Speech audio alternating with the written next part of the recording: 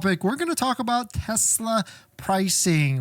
I like doing this actually. I like taking a look and seeing Model 3 versus Model Y, because now that there's new discounts on the Tesla Model Y, is there a big difference in pricing, and which deal is the best between the new Model 3 Highland and dare I say the old and busted Model Y that is still new? What I did was I found the cheapest, most inexpensive Tesla Model 3 in all different trims, the rear-wheel drive, the long-range all-wheel drive, and the performance. And also I took a look at the cheapest with the biggest discounts at the least price for the Model Y and all the different trims as well. And I put it on a sheet so we can try and compare and contrast both of the vehicles together to see which one is the best deal. And before we get into that, inventory is going absolutely insane and crazy. Yesterday we talked about how inventory was going up for the Model Y, and now we have hit higher levels over the past quarter, especially for the Model Y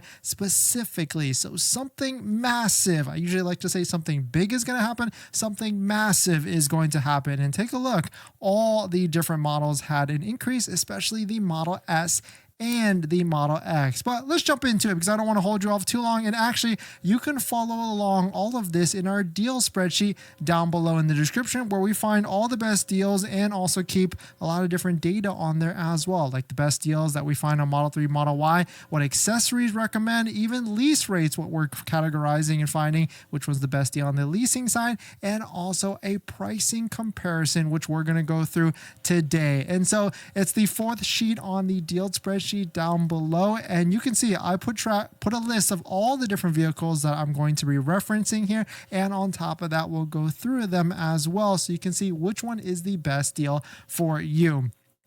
And so taking a look at the Model 3 side, we can see that the cheapest, most inexpensive Model 3 in the country is $41,620. The cheapest long-range all-wheel drive is $43,640, and the cheapest performance Model 3 is $51,670. Looking at the Model Y side, we've got the long-range rear-wheel drive here at $42,310. We've got the long-range all-wheel drive at $43,840,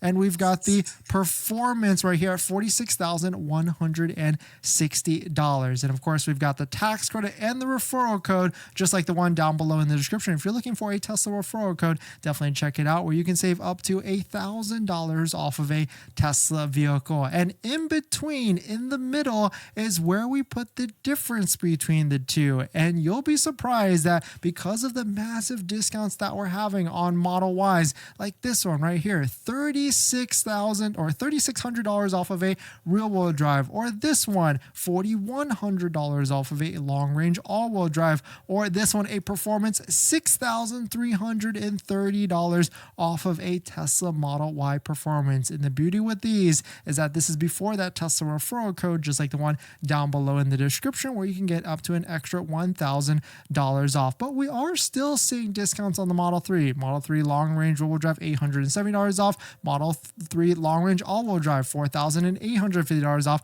And of course, the performance, this is the biggest one, but it does have 1,400 miles on it, at $4,320 off. And so here's the difference. And you'll notice here that between the long-range rear-wheel drive and the long-range rear-wheel drive of the Model Y, it's essentially pretty much the same. I mean, $690 is a difference, but it's really not at all. And so certainly that's an interesting decision between the two of them. It's really just, do you want the newer Model 3 with all the different features but it's smaller, or do you want a Model Y that's larger but it's going to be the older tech, especially when this Juniper comes out in the very near future? We've got the Model 3 long-range all-wheel drive versus the Model Y long-range all-wheel drive, $200 difference. So they're essentially the same price here between the both of them. So that's a big dilemma between those as well. And so I'm not sure what I would pick between the both of those.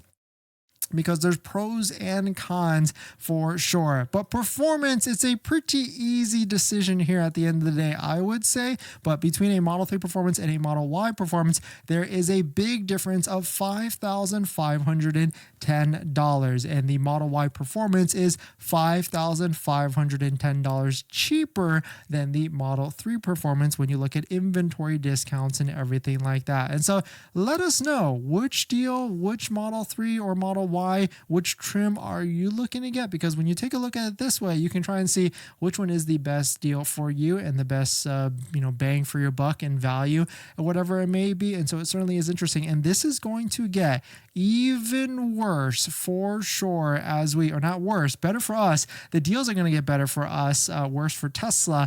The deals are going to get better as the Model Y Juniper comes out, and we'll talk about that as well, because certainly we're going to see bigger deals like this one. The $32,000 brand new Model Y rear-wheel drive is here, $5,580 off, and discounts are going to be happening in droves and droves for sure, especially when this Model Y Juniper, like this video right here, we can see the Model Y refresh launch editions being delivered to the showrooms in China. So we're going to see more pictures, and the excitement and the hype of this is definitely going to be coming around for sure. And so certainly Tesla's already starting to inventory and starting to discount current Tesla Model Ys. And I do imagine bigger incentives and bigger deals is coming in the near future. In other news with this Model Y Juniper, there was definitely some talk about a stock that is coming out, and we finally have a picture of it. You can see it's a pretty long stock here on, I guess that would be the left side as you're driving. So I guess it wouldn't be a DNR stock like a drive neutral. It would just literally just be for turn signals. So I guess the Tesla's listening to complaints, and they have to go with what the people want, and the people want a stock. I guess I'm not really caring for it, but hopefully it's just that market release in the Asia market, but you never know at the end of the day.